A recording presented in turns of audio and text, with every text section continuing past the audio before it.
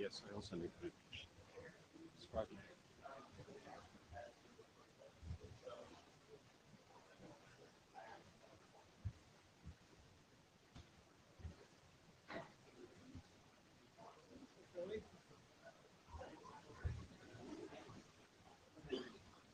Yeah, it's a big room.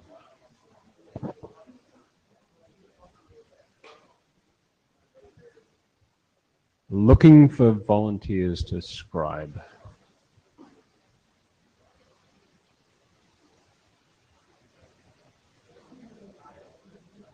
Oh, thanks. I think one may do for today. Well,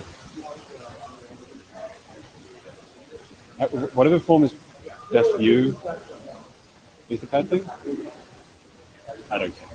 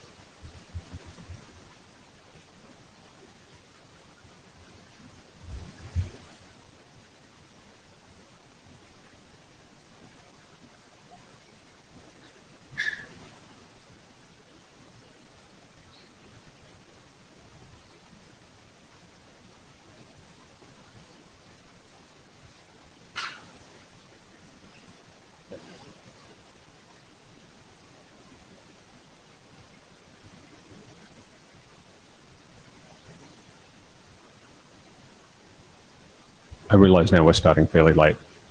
Apologies to everyone for that. This is Captive Portals working group. If you're in the wrong room, then stay, because we have plenty of room. I believe I'm obliged to show this slide. I don't know that anyone has ever read this slide when it's been shown. So I'm helping. I have no idea whether this is correct or not. I just used Google Translate for this. What?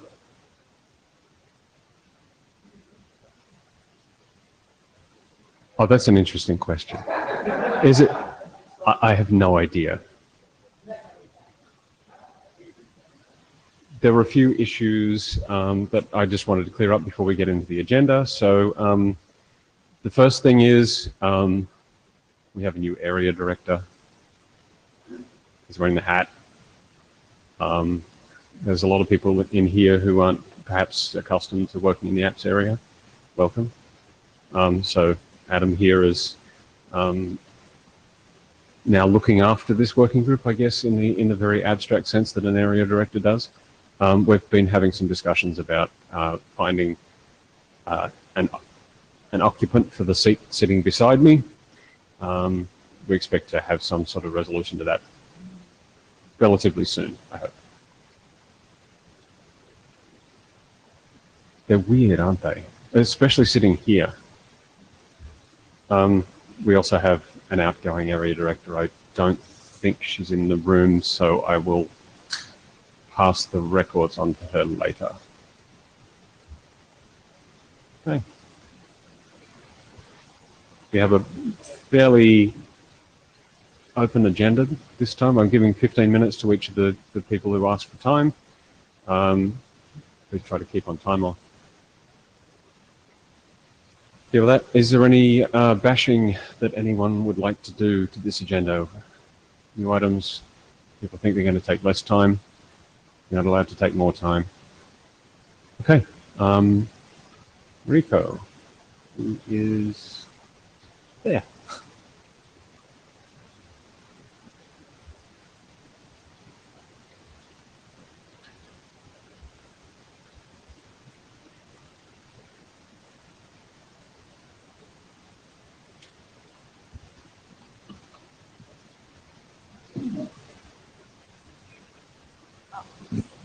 Yes.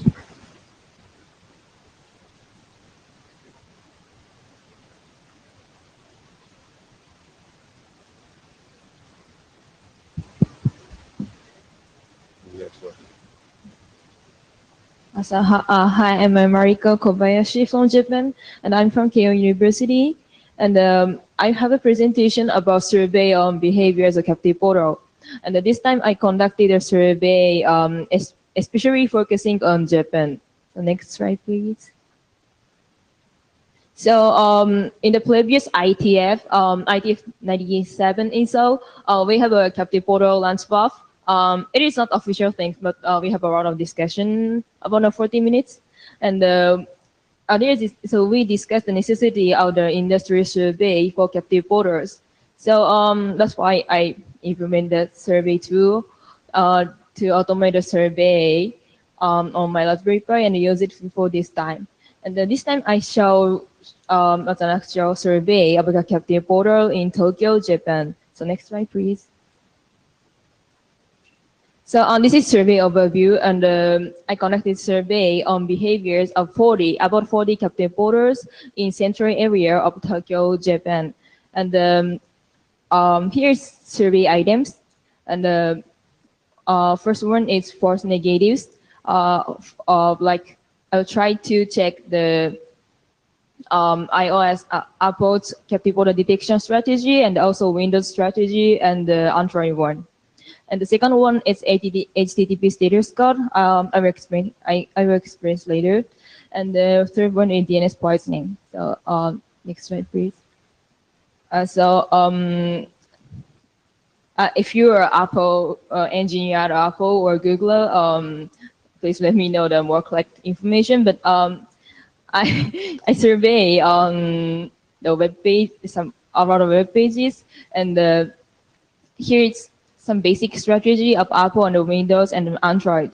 And the first one is Apple's one, and the terminal access some well-known web pages like captive.upload.com and to check the internet connectivity. And if they get the success, there is for internet connection. But if they get the other response, it is regarded as a captive portal. And the second one is Windows, and the Windows have two steps to check the captive portal. And the one is they send a DNS lookup request for the domain, and they check whether they get the correct IP address, the one, and the second one is they also access that well-known web page and whether they can get the correct package or not. And the third one is Android strategy, and they have also well-known web pages for HTTP proof and HTTPS proof, and that web page is just the sponsor 204 and no content. So if they get that response, there is free internet connectivity. But if they cannot get that response, they're in behind the captive portal. The next slide, please. And okay, so first one is false negative. So Mac OS and iOS, the strategy. And for this strategy, I could detect about 90% of captive portal, but less than 10% the strategy could not detect. This next slide, please. So next one is false negative. So Windows strategy, and as I explained in the previous slides, Windows strategy has two steps to detect the captive portal, and so this is the result. And about 10% of captive portal defeat the Windows detection strategy. So not so many, but the Windows strategy also cannot all of captive portal in Tokyo in Japan. So next slide, please. So this is I think this is the most interesting information for you. And this is false negatives for Android in the strategy. And the left one is the graph for checking HTTP proof, and the right one is for checking HTTPS proof. And as you know, most of HTTPS proof does not success on captive portal. And okay, so for HTTP proof, 1/3 of captive portal defeat the detection strategy, and they reply to for and content to unrelated web pages. So it means this is not captive portal, but actually they are captive portal. So the Android cannot detect the 1/3 of captive portal as a result. So next slide, please. So this status code means I analyzed the returned HTTP status code when my survey toolkit access the well-known web pages of iOS or Mac OS and Windows or Android. And the result data repeats following results. And the current proposal is Mark Nottingham has some HTTP status code proposal, but actual the status code currently I got the 302 and 307 and 200. And my prediction was 302 or 307, but actually there are a lot of 200 status code. So next slide, please. So I also studied about DNS poisoning, but most of the captive portal did not do DNS poisoning for this time. And I also checked the setting of public DNS for my toolkit, and most of close fade when I set public DNS like 880 for my survey toolkit. So next slide, please. So as a result,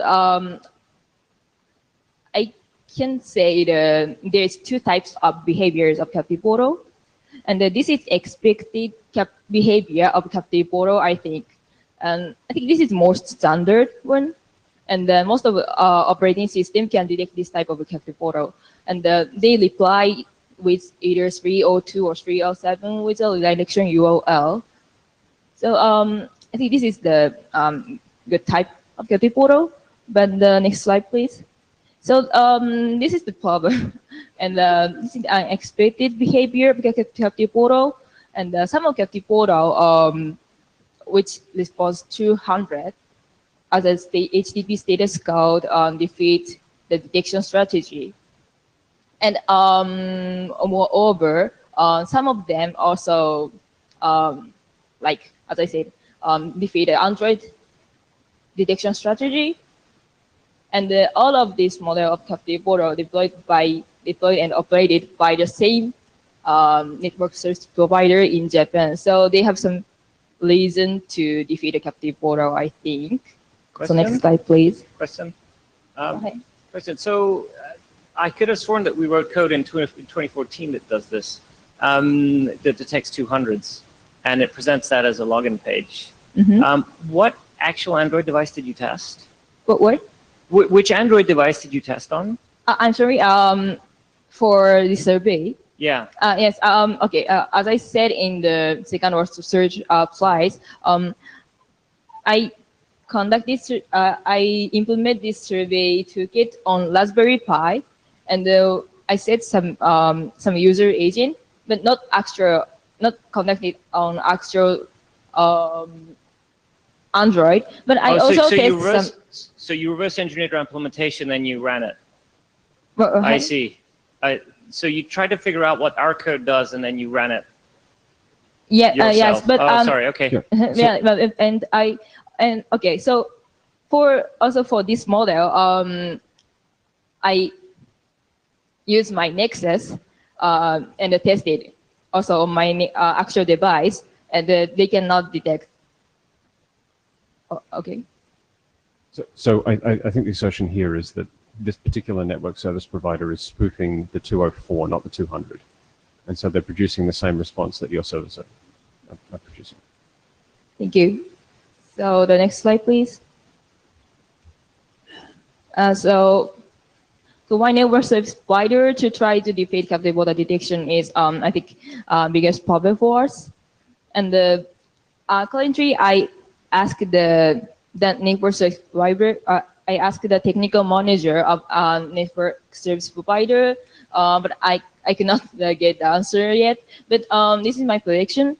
But like originally, the captive photo detection is deployed for the protection of users' privacy, like to use incognito window, and like they cannot get users' cookies or something like. And so incognito window has some trouble with login process or API, and the users complain about the detection is one of the reasons. Or some network service provider want to get some information from user's browser. I'm not sure, but for marketing or business reason. And I'm not sure, but only Japanese network service provider defeat for some conservative reason. How about other countries? So next slide, please. Okay.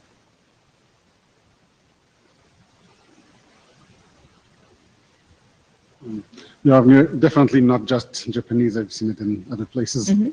All right, thank you. Yeah, so the suggestion here is that this is not necessarily representative, but it's informative. Okay.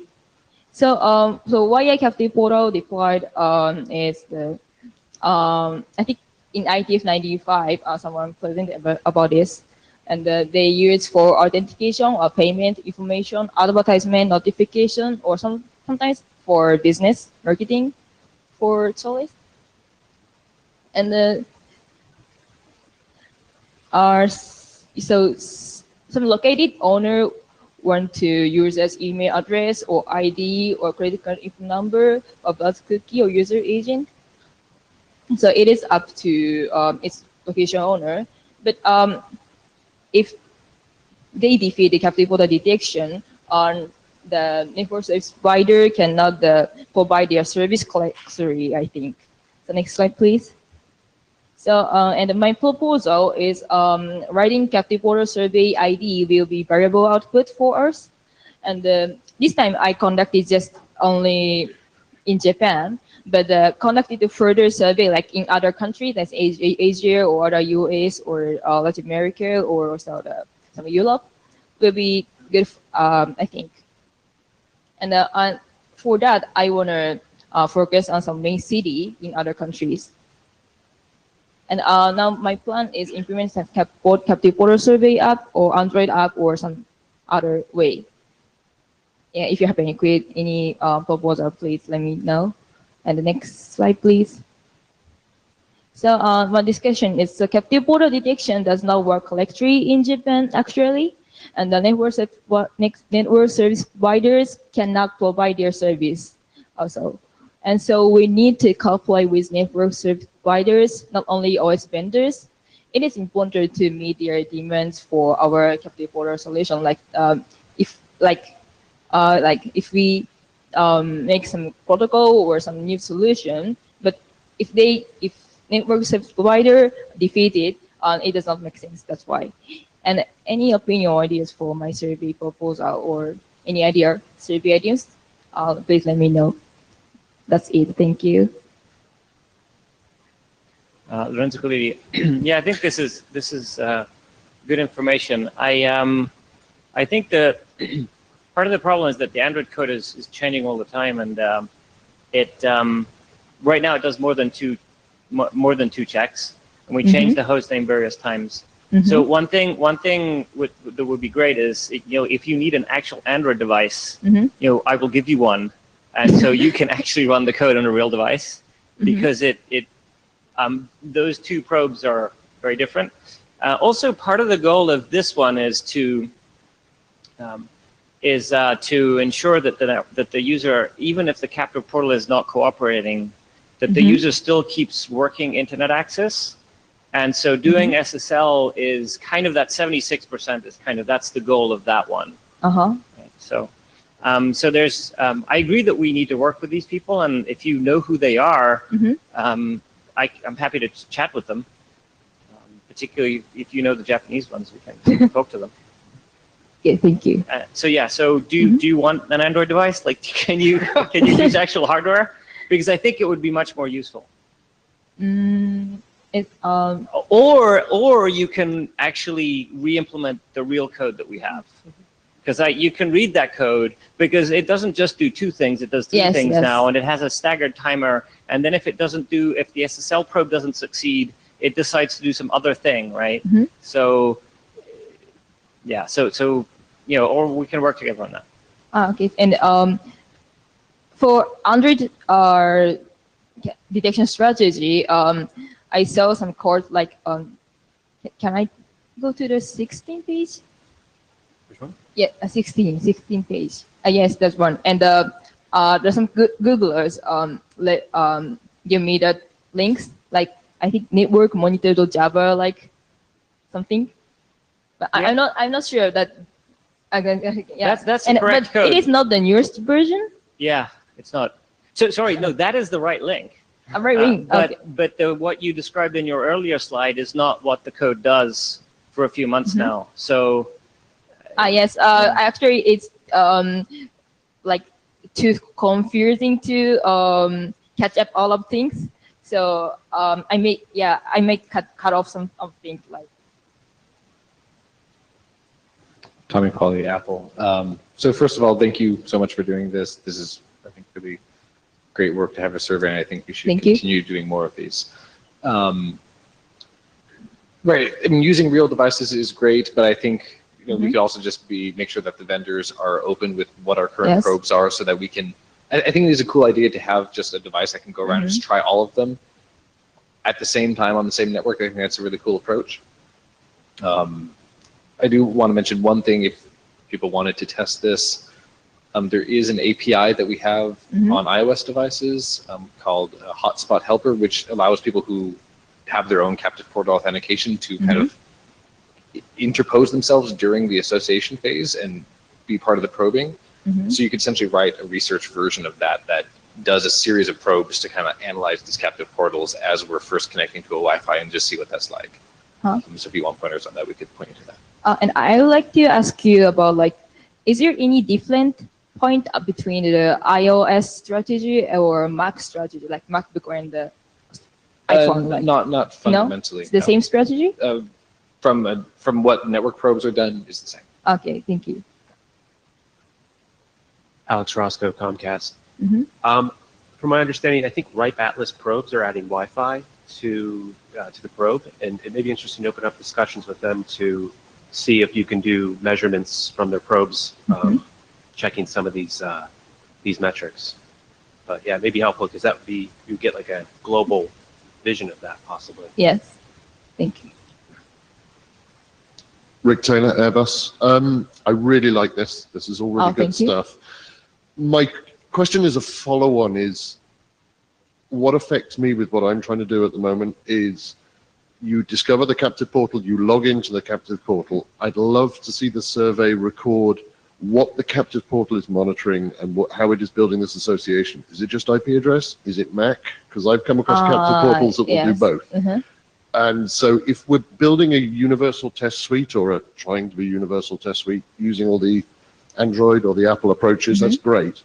But can we also try and record what the captive portal is remembering about the session for login purposes? I hear a volunteer to contribute to the code. Quite possibly. Yeah, great. Yavnir, don't have any way to get this automatically, but well, we can see that some of the NSPs are actively defeating the captive portal detection. And we have lots of speculation. Do we have any knowledge of why they do these things? Any concrete statements from them why they're doing it? It's We have a lot of speculation at this point. Yeah, I've got several ideas myself, and I think we've had some of these ideas confirmed, but there are many reasons, I think, from what I've learned. David Skenazy, jumping in to quickly answer your question. From what we've understood by talking to them, a lot of them don't like the UI that the vendors, and by that I mean the client devices, show when we detect captive portals. So they explicitly go out of their way to defeat our probes to show their own UI by man-in-the-middling all the HTTP traffic. Hi, Emily Stark, Google. I just wanted to say this is very interesting. I work on Chrome, and Chrome also has its own captive portal detection that it does on some platforms. Did you look at that at all? It is a Chrome new project. Yeah. Yeah, I saw that page. Okay. Did you consider doing any of this testing for the Chrome detection logic also? Like okay, so this time I did not the survey about Chrome detection strategy, but the Android strategy and the Chrome strategy is not the same. I believe it's different. Yeah. Two different, really. Yeah, they might use similar. I think Chrome does a probe to one of the URLs that Android tests, but the code is different, and I'm pretty sure they've diverged. I can give you a pointer to the Chrome code offline if that would be helpful. Yeah, I would like to include that one for my further survey. Thank you. Well, thanks. Hi, Jim Reed. Mariko, this is very interesting work. Thank you. You mentioned ideas about extending your survey into other locations. Have you any thoughts about how to go about that? Or are you looking for volunteers? Or is there a web page where people get copies of the software or the hardware and try this out for themselves? Or is that still something that's still in a state of flux at the moment? Can you give us some ideas about what you want to do next? I said my name was Jim Reed at the start. Yeah. So, Jim. And actually, can I? Yeah. What are your plans to, you said you wanted to extend the survey. For the Yeah. survey. Have you any thoughts about how you would go about that, or are you looking for volunteers? Okay, so my plan of for survey is the most biggest point is I want to survey about other countries, and the other one is I want to include more survey content does she give me like more survey items for Chrome or so if you have some survey you'd like to see, please let me know. I want to include more items. Okay, thanks. Thank you. Okay, and now I'm channeling Christian Saunders.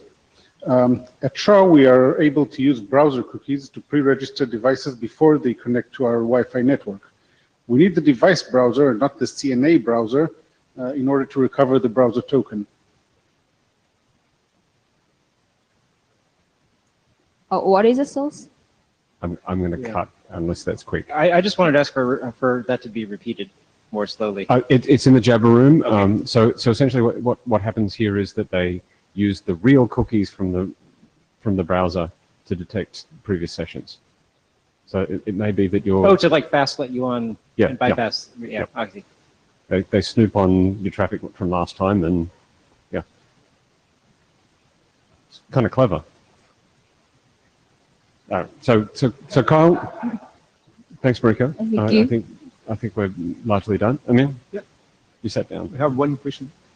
Mariko, does the survey cover mobile devices? Or I mean connection with mobile network?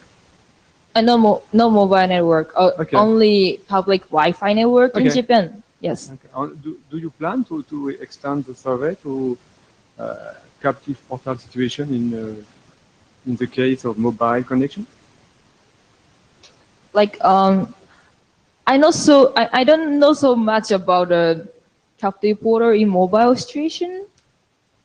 There are several of them which are very similar with the use case you listed about.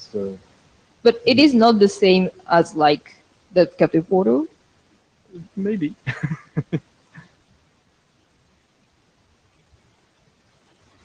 Okay, thank you. So then next. Okay. Well, I think that's enough on that subject. And Kyle here has a presentation on his draft, which we're all grateful for in writing. This is on, right? Okay.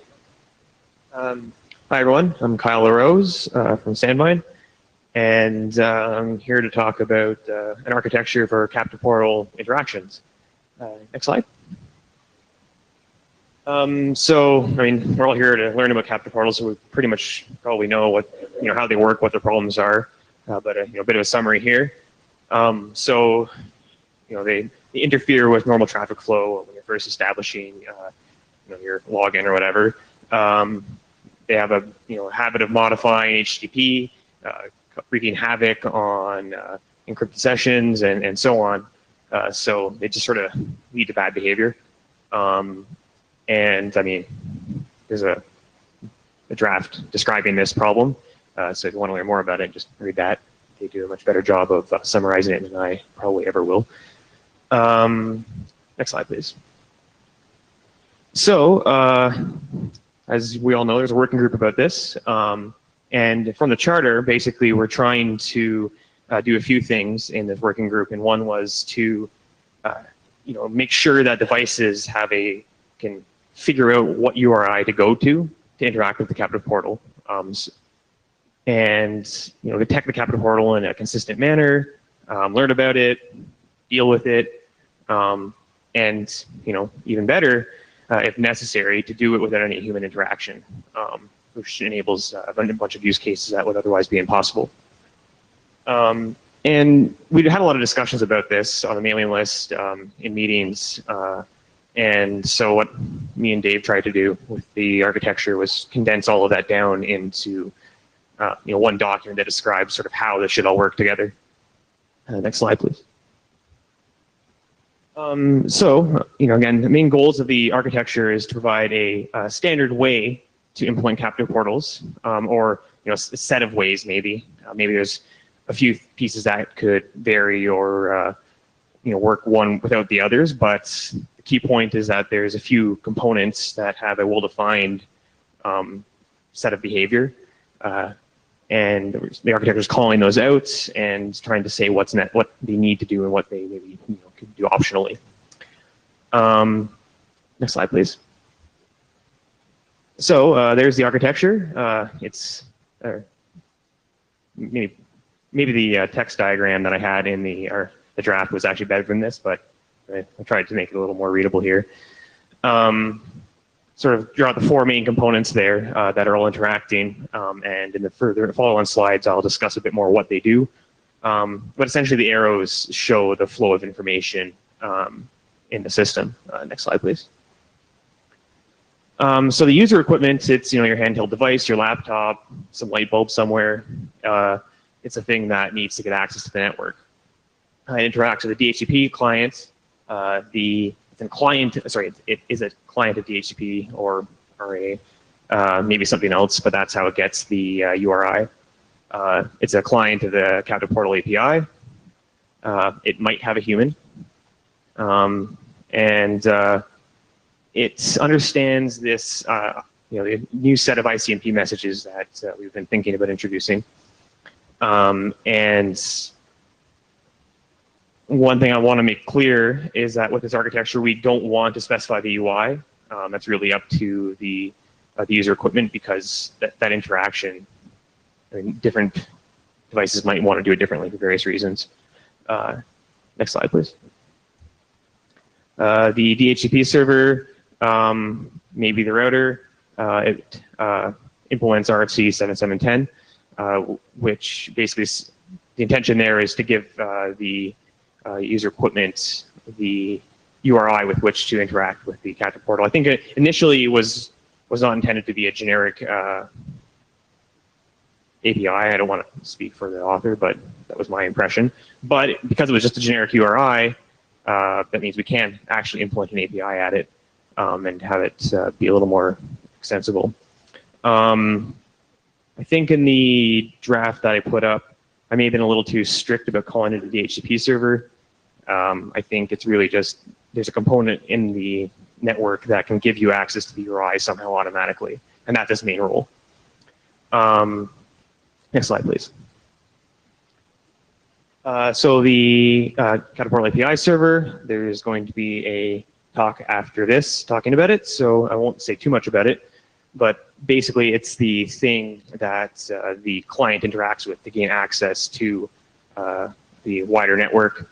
So traditionally it would be the web server providing the browser where you click OK, yes, I accept the terms of service, or enter your login credentials.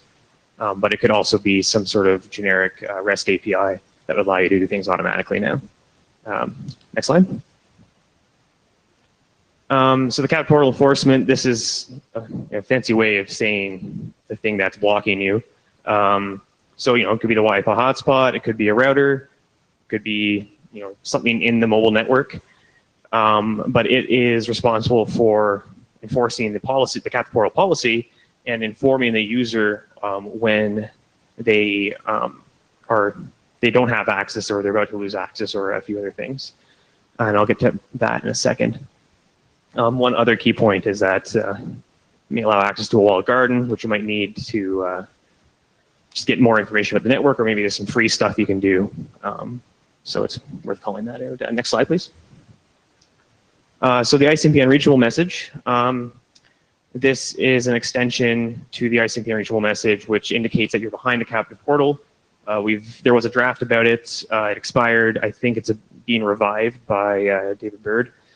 And the intention there is to inform the user that there's a problem with it, them having to pull the API server to, and even more further, the new version of the draft is calling out an entirely new ICMP message type, which can give more sort of graceful interactions after your Capport portal has been established. So maybe it'll alert you to quality of service issues or a pending expiry or things like that. I found out this during the hackathon, and it was kind of cool to play around with. So there's some security concerns that were mentioned on the mailing list, and I think we still need to hammer those out. So one option was to use a token for authentication. but we need to figure out how to actually get that. All right, next slide, please. All right, so this is kind of the workflow for someone who's using a web browser to log in. I probably need to change the wording in the document. I don't want to call this out as being the only workflow. It's more of an example workflow of how we would actually do things. But the idea is the user turns on his phone, connects to the network, interacts with the DHCP server. DHCP server gives an IP, and it says, hey, you're behind a Capport portal. Here's the URI to interact with it. The user then goes to this URI and attempts to log in. Login succeeds, and sort of in parallel, the API server tells the Capport portal enforcement to let that user through, and then the user starts interacting with the external network. Sometime later, the user, his session expires, and the API server tells the Capport portal enforcement device to block that user, and then an ICMP message is generated and sent to the user, which forces them to, pops up something on their, like their network monitor thing, saying, "Hey, you're on a Capport portal. You need to log in again." That's the point of the ICMP message there. So there's some options here. Maybe the user just tries to connect to the internet, sort of assumes there's no Capport portal, and the ICMP message would tell it that there is one. And if they happen to access something behind the walled garden, they don't even need to log in. That's why I said this isn't really the only way of doing it. So I think there's some options there. Next slide. This is pretty much exactly the same with some sort of Internet of Things device. The only difference is there's not a stick figure there. The user equipment basically automatically does the login, whereas before somebody would have hit a button. Next slide, please. All right, so security concerns. Is the token approach efficient for ICMP validation? Are we going to have trouble getting the token? The concern here for those who haven't been following the mailing list is some random, bad actor on the internet sending in one of these ICMP unreachable messages to, handhelds and stuff, and just generally DOSing them or wreaking havoc on them. If we're doing more than just closing connections, maybe it'll, drain their battery or worse or something if it pops up or causes a bunch of pop-ups. Other questions is, do we need to authenticate the server API, the API server? Sorry, one concern I had is something like someone driving around with an open access point and just having people connect to it and then authenticate themselves and trust that connection. Start sending their plain text internet traffic through it or something. Maybe there's something that has to happen there too, particularly for the automatic logins, to make sure that they only log in where they're supposed to. And I think I've heard talk that there's, Hotspot 2.0 is going to solve that problem, so maybe it's not a big deal. But we should talk about it. Anyway, so talking about concerns, there's also some positive sides to it.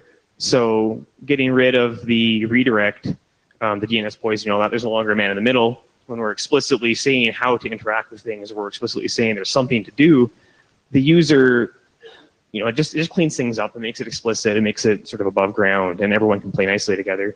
As we just saw, there's a whole bunch of ways of doing this, and people seem to want to try and defeat it. Not sure if this will make them not do that, but hopefully, if there's if all the client devices start implementing these simple, easy ways to authenticate, there will be some push for the Capport portal vendors to actually adhere to the standard. And another security benefit is the portal is restricted to what the DHCP server or Reddit advertisement or whatever said. So you can't just go off somewhere else. You're probably going to be attached to a well-known device to get your login and give them your credentials. Next slide. Just a reminder, we need to move along a little bit. Okay. So I have a bunch of unanswered questions. I think some stuff I think we need to answer on the working group to move this document forward. I guess I'll mostly skip these. And we can always talk about them in the mailing list itself. So next slide. All right, so next steps, what do we want to do with it? And do we want to keep working on it? Is it a waste of time? I hope not. I'd like to see it move forward. I don't know if the working group should adopt it now or if it's too early. What do you think? Well, from my perspective, I'd like to see a little more discussion about this and a little more feedback, and probably some of the architectural questions need to be explored in a little more detail before I think we want to actually ask the room whether this is something we want to work on, but it's certainly promising. Right. But that's largely a personal opinion because I've not seen a lot of discussion yet, so I'd like to see that. I agree with you, honestly. So I think that's pretty much the end of the presentation, so I'll take questions. Well, stay there and answer a few questions. Let's try to keep this short. Well, I'm I don't know who was first. right away. I was first. Go on.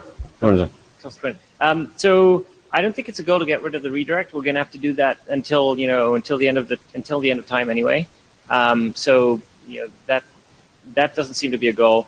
I wish we had something better to do than the ICMP method. It seems like really messy. It gets rate limited. It's to some degree subject to forging. It's sort of be better if we had something else. One thing that I think we discussed this in, forget what, at least 2 ITFs ago maybe. If the captive portal is time-based, just tell the device how long it's got left on the clock. And so you don't have to rely on the ICMP message. If it's a 24-hour thing, just say, hey, in 24, your login is good for 24 hours. And if you want to check periodically, here's the URL. Yeah. And then you kind of don't need the ICMP messages at all, really, because you can, as soon as the device says, oh, this thing is not working, you can just check the URL again. Well, I think most of the components actually provide benefit on their own. So just the API server could help. Just the DHCP extensions can help. And you could even get something with just the ICMP messages. So I think we need to iterate a bit more on the architecture to figure out what's actually necessary and talk about what the benefits of each of the components are. And maybe those will help give some follow-on drafts to talk about recommendations and methods of building real systems. Margaret Cullen, Painless Security. I think you were right that it should have a little bit more in there about both the DHCP and the RA option, both of which are in 7710. That's just editorial, really. I agree with what Lorenzo said about the ICMP messages. I'd like to add, one is that I see some fear that these ICMP messages could be used to shut down nodes in cases where there isn't even a captive portal. Okay? The other is that if you're going to implement a new spec, I think we probably want them to implement a new spec that actually goes in and navigates the portal well. You say like the ICMP messages add something on their own, but there was a previous draft for it that apparently didn't have enough traction to think it would add on its own, right? And I think it raises a potential attack, and I don't think it helps that much. Well, we had some pretty good discussions during the hackathon about what the ICMP messages could give you. And maybe you could do it without it, but David's working on the new version of the draft, and I think it's worth discussing the draft a bit more, the one he's working on, because it does extend the ICMP concept quite a bit, and maybe maybe the people who had ideas at the hackathon about how it could help could either jump up or write them to the list or something, so the rest of us could see that and have an opinion. We could have some list discussion. I'll summarize a few of them later, I think, in my hackathon presentation. And I think that those who did have the ideas, definitely please post them to the list, because that will generate discussion, foster that sort of thing. Yeah, without further implementation, though, they won't do anything. Somebody has to implement those ICMP messages. Just use my hackathon thing. It's perfect. No, I understand that, but what I don't understand is if you're going to go in and you're going to put new code in, don't we want them to put new code in that can actually do more than that? That's my concern. I guess which is the most important to do up front. Okay, in the middle. Pierre Pister. So in the previous presentation, there was a few details about the different behaviors that are currently implemented in the devices. As far as I understood this proposal, this is not backward compatible with existing devices. So this may be fine, okay, but if you think there is strong reasons why the proposals from the working group should not be compatible with existing devices, it must be argumented very strongly. I think the Capport API talks about backwards compatibility. So if you go to that server, and so you would read, and suppose you were behind a Capport portal and they didn't really support anything other than the redirect, then it would redirect you to that API and it would just serve up the old browser style web page. Yeah. Pardon? Yeah, the problem is when you first create a new connection, you get an ICMP unreachable, and devices may just bail, like, what? Okay, what should I do? Nothing, probably. Well, is that any worse than like what happens to HTTPS right now? Good point. But it would not even work with HTTP. We're going to cut the lines here, I think. So. Okay, Javnir. The baseline is what we described in the previous slides, and this is, I think, what you're proposing here is considerably less clunky than what we're doing today, so it's kind of a good thing. The thing is, what we have today kind of works mostly, and where it doesn't work is where the people who put up the portal are actively defeating it. And because we sort of, at least partially, understand why they're doing it, I don't see how that solves their issues. I mean, why wouldn't they want to defeat this thing as much as they're defeating the things that already exist? Yeah, that's one concern I had. So I think we would need to make a compelling argument that it solves those problems and find out what those problems are to make a difference. Yeah. Hi, this is David Bird. Just a comment about the ICMP. So the idea is that an NAS right today only has a few options when it has traffic that it doesn't want to let through. It can either just black hole it. If it's TCP, you can give it a reset, or it can give it a destination unreachable. The idea of the Capport ICMP extension is just to give the user equipment a little bit more information.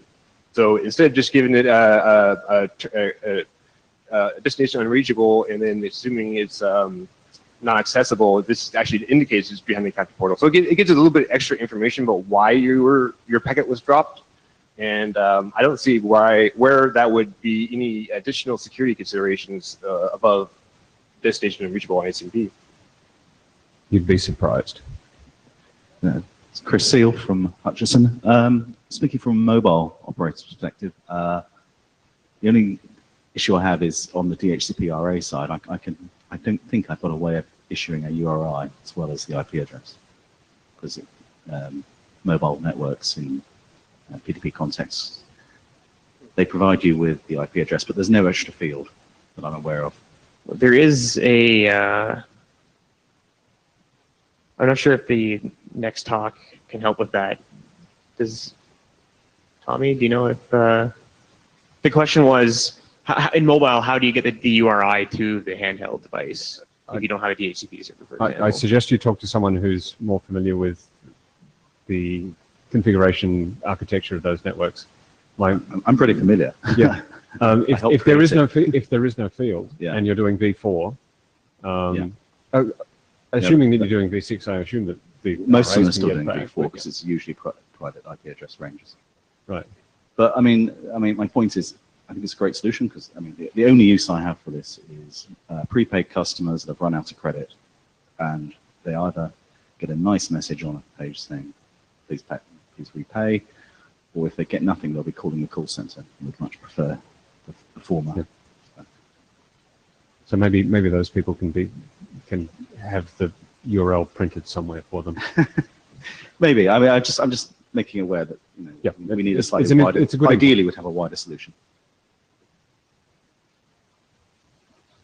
Hi, it's David Olson, co-author on this draft. the questions of the ICMP, we did give some thought to it. Like, I think some of the concerns are, could an off-path attacker send ICMP packets to try to disrupt random people? The way I was thinking about that was, compared to, currently you could try to do that. But, in this case, we think, unlike the 307 or 302 redirect, the URL is not coming in that message. So on the one hand, the worst you can do is make the user go to the portal URL. You can't make them go to an arbitrary URL. And to mitigate, that, well, then you could say maybe we could, DOS that URL with by reflection. But then that's what we were thinking about. Kyle mentioned the token or something. If you could put something in there that was hard to guess, you could make it, at least as hard as killing a session with a TCP reset or something. So, that's thought and discussion on narrowing, or sorry, fixing it in ways like that is how we were thinking of it. So we think it's better than current.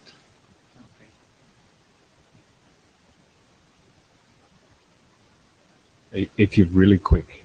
Yeah, I wanted to make one last comment about that, and that was perhaps we could also require, when processing this ICMP message, that we actually validate that some part of the message that it's responding to is there, right? So you had to be an on-path attacker because the Capport portal device must effectively be on path. Right. I believe that the ICMP unreachable message quotes the original packet.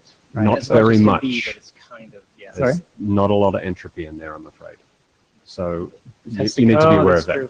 Yeah. It's very, very, very small. You could guess. Certainly in V4. I think I'm going to cut this one though, Thanks. and Tommy's going to talk briefly about provisioning domains.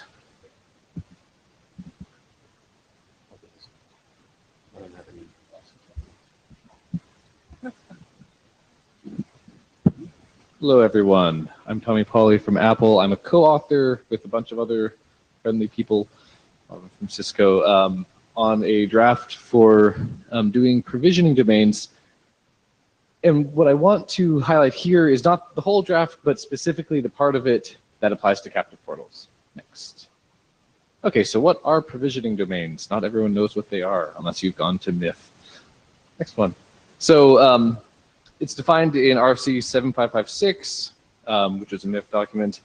Essentially, a PVD is a self-consistent set of configuration information that a host can use.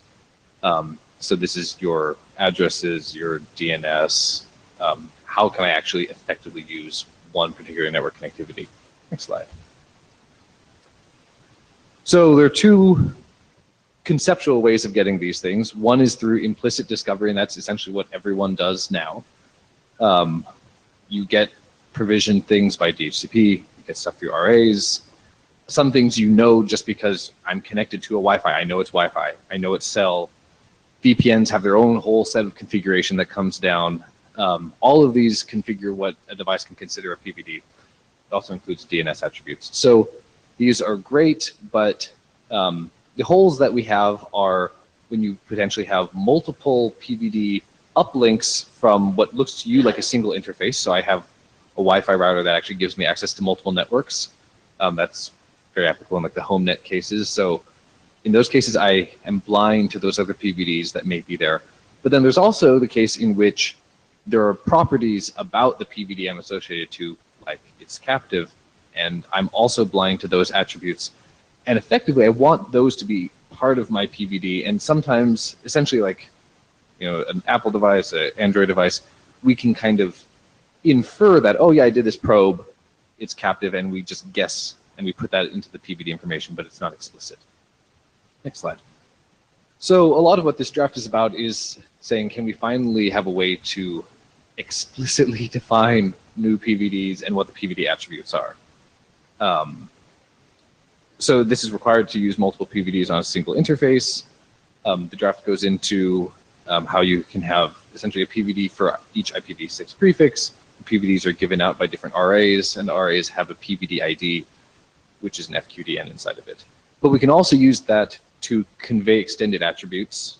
So what are the captivity or limited access walled garden attributes, cost requirements, what type of quality should you expect, what's the timeout?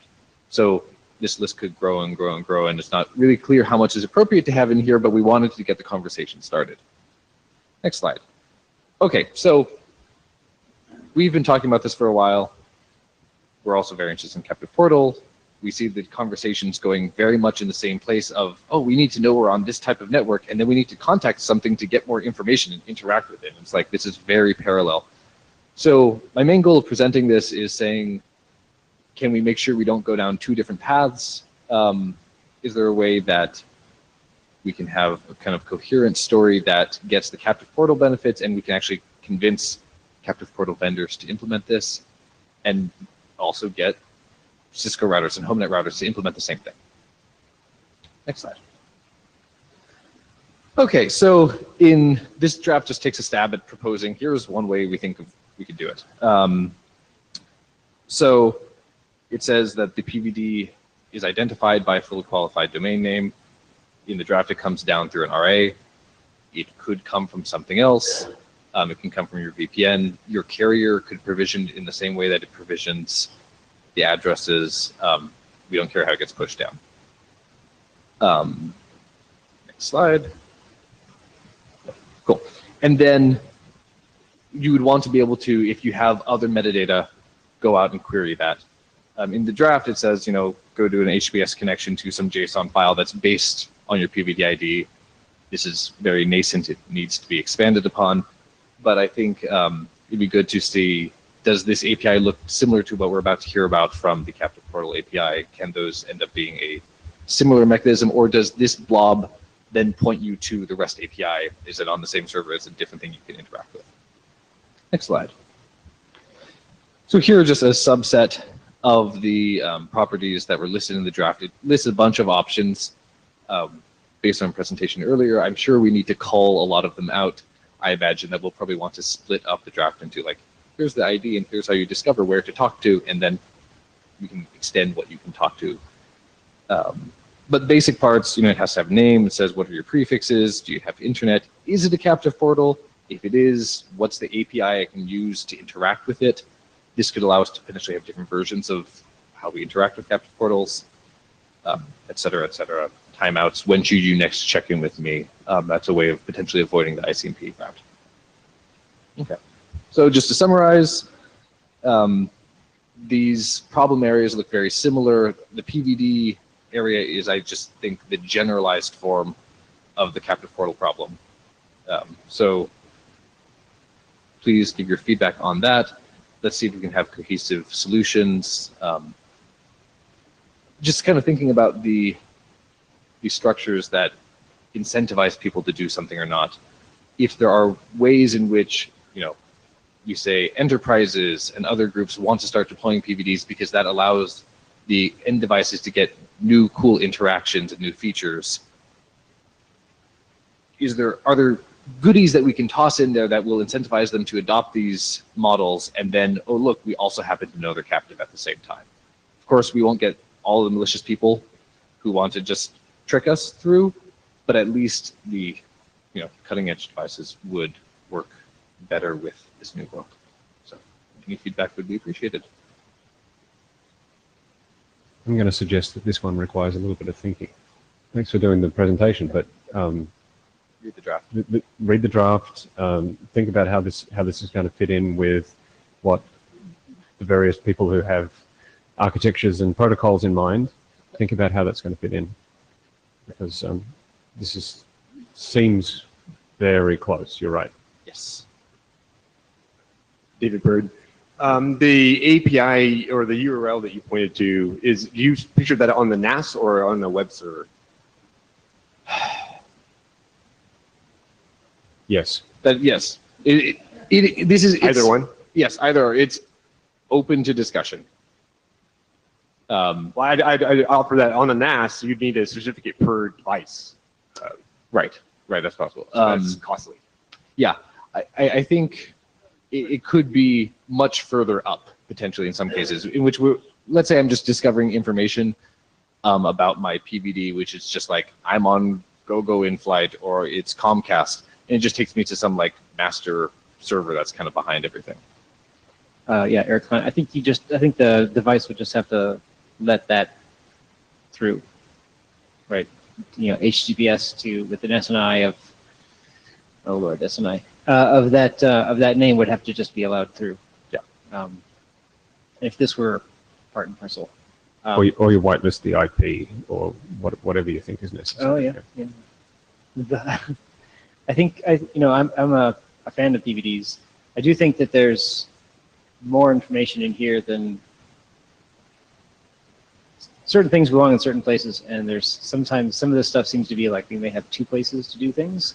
I think when it comes to like expressing charging information and that kind of stuff, I would rather presume that the device that's actually blocking me is the thing that would know what my charging is, not necessarily the PVD, and so we could leave that to the REST API to talk to the device.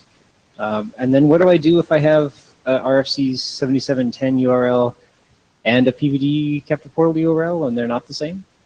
Right. Yep, that needs to be reconciled. Right, a lot of these attributes, maybe they don't belong directly in the PVD, but I imagine when we store them, we will store them somehow in associate, like this thing is associated and is at least scoped to within this PVD, potentially. So.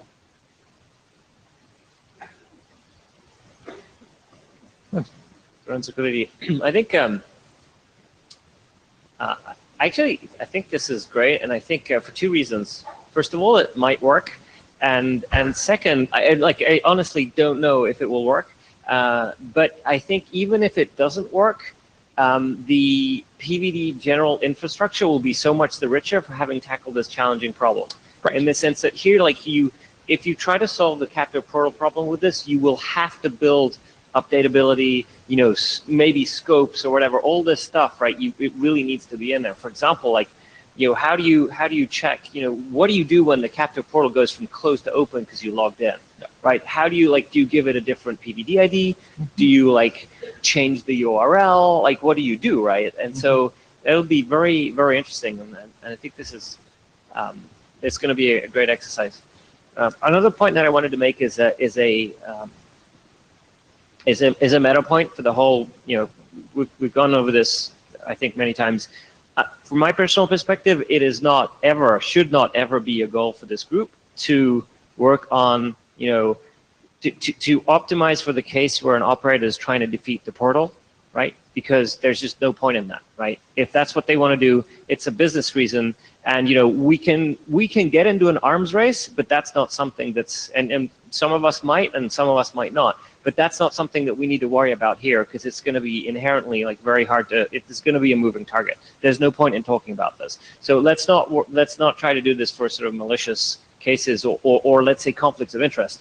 Let's just do this for participating parties. That means our API doesn't have to be quite as paranoid as you might need if you're trying to address a conflict. Right, and just one thing to that point is you're saying also that this is a good problem for us to solve and think through in our PVD architecture. The best case scenario is this just moves us forward into a world in which we don't think of them as captive portals. It's just devices that can interact more closely with their network and are more network and path aware. And maybe they have interactions that are similar to what captive portals do, but they eventually evolve beyond that hard wall. Yep, lines are cut, by the way. I suppose if you basically move beyond the captive portal to something that just tries to enforce a policy. I mean, a lot of the time they're just trying to talk to the user. So this is not going to help, right? They're trying to get someone to click on a button to say they agree. And, you can just know that, but you can't agree yourself, right? You have to get the user to agree. David Bergen. My concern about the provisional domain information being not on a NAS is that it gives a lot of opportunity for misconfiguration. People configuring your APs are not the same people, setting up or configuring your portal. I'd like to push back on what you said before, because true, we can't win the arms race. Somebody who owns the network, they can block the network for you. But if we understand why they're doing what they're doing, then if they need access to the regular browser cookies, well, they want the regular browser cookies. They want the regular browser. We can provide that, or we can decide that we don't want to play with them and get the thing shut down. I know that I have a place, with a captive portal that I need to enter a username and password, and I get the phone dialog, and I just dismiss it because I want to get it in the regular browser, because the regular browser remembers all my username and password, and it's much easier that way. We really have to understand why they want these things. Yeah. So just to respond to that before I sit down, I think I agree that doing a survey of this, like what we had before of a survey of what are the interactions, what are the surveys of why people avoid going through the Capport portal is very useful as a design consideration. But I think the solution to that long term, if there is one, is not going to be a protocol one. It's going to be one for the vendors to change their UI, to change how they interact with these things, to either give people what they want or convince them they don't want it. But that's, I think solving the problem in the protocol aspect is not for this group. Okay, where's Mark?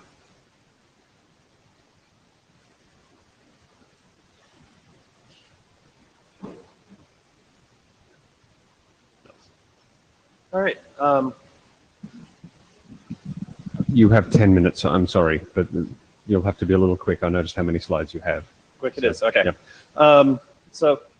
We put together a proposal for a captive portal protocol so that the devices that speak it can get access to the captive portal. Next. First thing that's the first bit of feedback was that people wanted to see examples of what the protocol would look like. So here's a walkthrough. Starts with URL acquisition. Starts with Capport API URL is obtained from DHCP or IPv6 RA through RFC 7710. User equipment, if the user equipment doesn't support the protocol, it just throws a web browser request. If it does support the protocol, it starts a JSON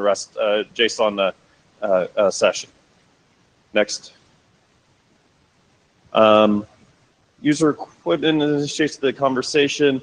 Posts data, sample JSON here with empty networks and empty session token. This just gets the conversation started. The Capport API server responds with available networks, requirements, so on and so forth. It may have multiple networks that it deals with. It can advertise all of the networks that it has available. Default, I declare it to be a convention that if the user equipment doesn't know what they want, it doesn't necessarily know anything about these, it should just choose the default. It kind of intrinsically has internet access if by convention. Next. The user equipment attempts to satisfy the requirements of the API server. Actually, could we go back one real quick? Down at the bottom, you'll see you have in the JSON you have a set of conditions. That's an array of JSON objects, hashes with an ID, a type. Each condition has an ID, each condition has a type, and requirement details that are specific to that type. And down at the bottom, we have the state of current network access being not permitted. So forward again. The user equipment attempts to satisfy the conditions. We regurgitate the ID that we're attempting to satisfy, and we give back the satisfaction details. In this case, the previous one had been a terms and conditions, and the satisfaction is giving back an MD5 sum to prove that we've looked at them. The last two steps can repeat as needed. For instance, if a user equipment doesn't want to satisfy all of them at once, if they can only do two first of the 5, it can go through with the 2. The Capport Portal API server responds with the same sort of JSON from the last step. It's just that it leaves out all of the conditions that are satisfied and transmit or communicates only the conditions that have yet to be satisfied. Or the Capport API server might decide that it has reason to add requirements on as it goes through and satisfies as the user equipment satisfies different conditions that may trigger follow-on conditions. Next. And then finally, we grant access. This one, the network, we don't have any conditions left in this. The state is permitted. We have potentially an expiration date or the number of bytes remaining. Next. So the conditions. Each network has an array of conditions for access. As I said, each condition has an ID. I was thinking of the UUID for that, a type, and then details of the condition requirements. Draft currently defines a type for passcodes and for terms and conditions. Margaret, my co-author, pointed out that we should really have one for go get this URL as one of the conditions, but we definitely need more. The idea here was that this would be extensible. If we do this, probably once you get to an IANA registry for additional condition types.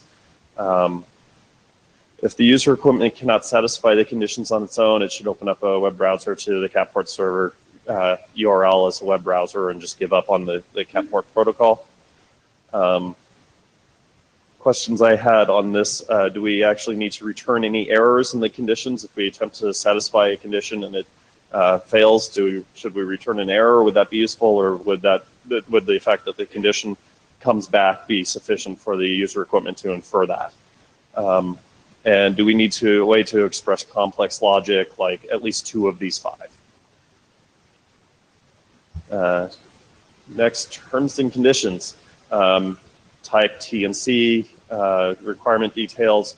You can have a field named plain text or a field named HTML that just give the verbiage of the terms and condition.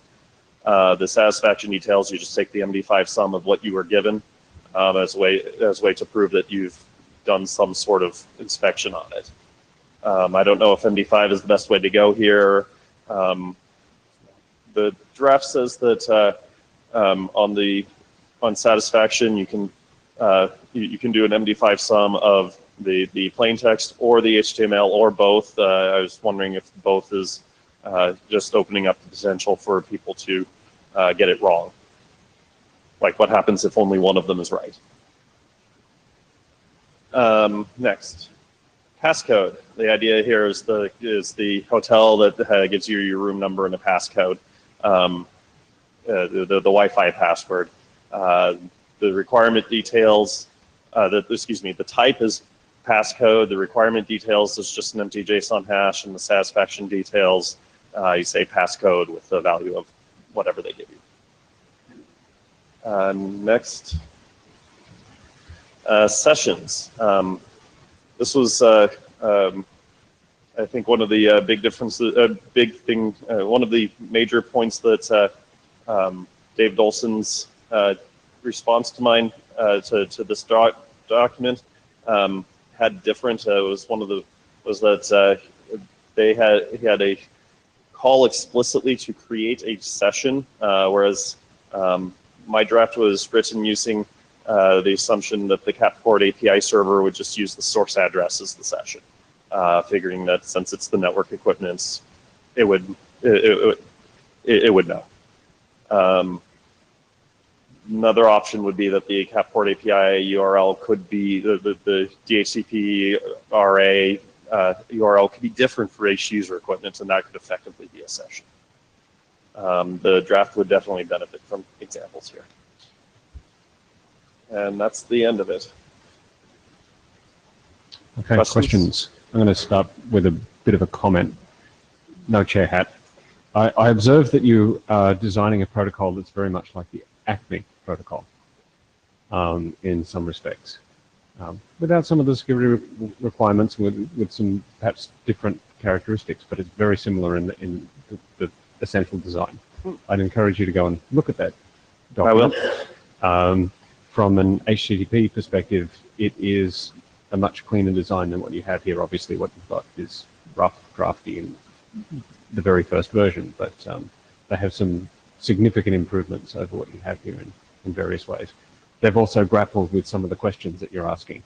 So it might pay to even go and have a look at older versions and see why they removed those things. And you can find the authors of that document here this week, and I'm sure they'd be happy to help you. Thank you. Alex Roscoe, Comcast.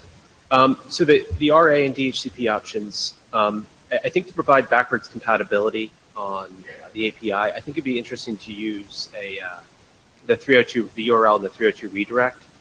So if, for example, captive portals are real easy to change and update, while routers to provide the DHCP and RA option may come later. So you could decouple those two things together. So a device could check the 302 redirect URL, maybe hit it with like a JSON request, are you an API endpoint? And if so, Alex, if you follow HTTP, if there is a redirect in place, this request for the JSON will go to wherever the redirect is pointing. So that's not actually a concern. Okay. Hi, Jim Reed. It seems a bit odd to me that you're using MD5 or suggesting MD5 when lots of the crypto community are actually saying don't use it anymore. It's almost tainted. So I wonder maybe we need to think about having some mechanism for accommodating a variety of different secure hash algorithms and be able to have the flexibility to then switch, say, from SHA-1 to SHA-2 or whatever, as and when the need arises. I mean, I don't think the actual values of the hash is really all that significant in this particular context, but it does look kind of bad that you're suggesting MD5 when the rest of the world is saying don't use it anymore. Yeah, I would prefer that this be, we talk about the macro level concepts before we talk about that, but certainly anything with MD5 in it is going to raise all sorts of red flags.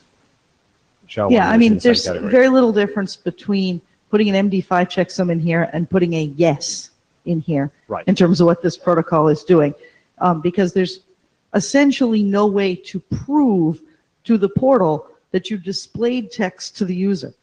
Okay, they just have to take your word for it. They take the browser's word for it. One thought that I had was that if the user equipment decides to store the terms and conditions text, it could preemptively put forth when it tries to connect to the network that I agree to these terms and conditions, and if the terms and conditions have changed, then the MD5 would fail, whereas the yes would not. Yeah, but we'll be happy to globally replace MD5 with whatever Jim tells us is a good hash right now. Quite happy to. Eric Klein. Yeah, well, you can find 6331, I think, for SASL deprecating MD5. But I think I wanted to ask you about one of the places I got lost in the document was the networks, and then a subset. If underneath networks, there's a set of networks, and one of them is called defaults. And I didn't understand what the purpose of having. I got lost in the purpose of having multiple networks and not just the one. Purpose there is if the captive portal has multiple networks that it guards, multiple protected networks. If you have one if you have a captive portal in your office, corporate environments that has that walls off guest access, that gets you access to the internet only, versus corporate access, if you have the right username and password to get into it, that's one of the thoughts that I'd had there. So the idea is that this should be presented to the client, though? The client should be allowed to, like, say, I'm on this VLAN, or I'm on whatever network I'm on, whatever SSID I'm attached to, and I want to select to be routed to guest or to corp or to lab or something? Yeah. Or, I mean, the other one is when a hotel will give you free access if you just provide your name and room number, but they'll give you high-speed access if you provide payment information. And yes, I mean, I guess part of the UI would be either like an IoT device that just wants limited access might just take whatever's cheapest, but I would think on your phone or whatever, you'd want to pick whether you're taking the slow non-pay or the higher cost fast network. And I don't know how we can make that decision for you. So yeah, I think it would have to be in the UI. It's all the same L2, L3 infrastructure, just like different parameters on top. I see. Thanks. Tommy Polly Apple. To that point, I also find the hierarchy of networks potentially a little confusing. It also seems to like maybe overlap with PVDs. I don't know. But I could see like from, I think like a VPN, I say who I am, I authenticate to you, and based on the authentication I choose and we negotiate between us, you may put me in a different group and give me different access. So if we just have like authentication options of like, well, or like here's the things I'm willing to give you, and then based on that I get dumped into a different access bucket on the captive portal. So if I have the admin credentials, I go to that, but the average user who has just the room number doesn't need to know, ooh, there's this admin thing. I can try to poke it and see what it does.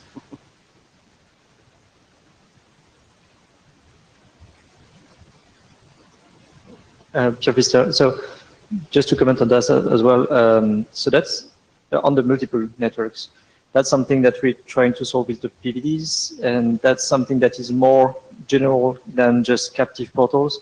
The fact that even on a single link, you may have multiple ways of accessing to the network. So it would be maybe not the best idea to solve the same problem twice.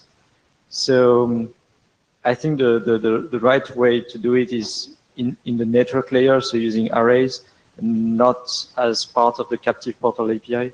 So if you want to have multiple captive portals, virtual captive portals, you can provide multiple PVDs using IPv6 proposal, and then do having multiple captive portals. I think that would be a simpler option than having two layers with twice multiple networks. Thank you. And so we're almost done as well on the time. Kyle, did you have any very short summary that you want to share? The slides are up here. Kyle was going to present, time permitting, but we were having such a good discussion on the other things. I think it was probably time better spent on those. Just spend a couple of minutes and sort of explain what you did. So this is the hackathon on Saturday and Sunday. Yeah, Kyle so organized this. A bunch of people in this room actually were at the hackathon working on this. So essentially we had a couple of laptops wired together, and we put together an API server and put some ICMP stuff in the client, some ICMP stuff in the Capport portal, and made it so that when you connect, you pretty much, the instant you try to do something, you automatically log in and then you have network access. So we implemented the ICMP on the client and on the Capport portal. We implemented something kind of like the Capport portal API that's described in the draft, but not quite on the server itself. Sorry, on the Capport portal enforcement device itself. We did some TCP dump and Wireshark work to dissect the Capport portal ICMP enhancements, and I think we also ended up implementing the DHCP server-side stuff, but never got around to really testing it because the client-side stuff wasn't done. But it worked, and it was actually not that hard to do. Raw sockets made it pretty easy to do in Linux. It's not perfect, but it's a pretty good proof of concept, and we could probably keep moving it forward to test out and prototype new versions to the various drafts. And I think it would be neat to sort of have that ongoing outside of the hackathons. That's pretty much it. Thanks, Carl. And thanks, everyone. Has everyone signed the blue sheets? I have a copy down here. But this meeting is adjourned. Thank you.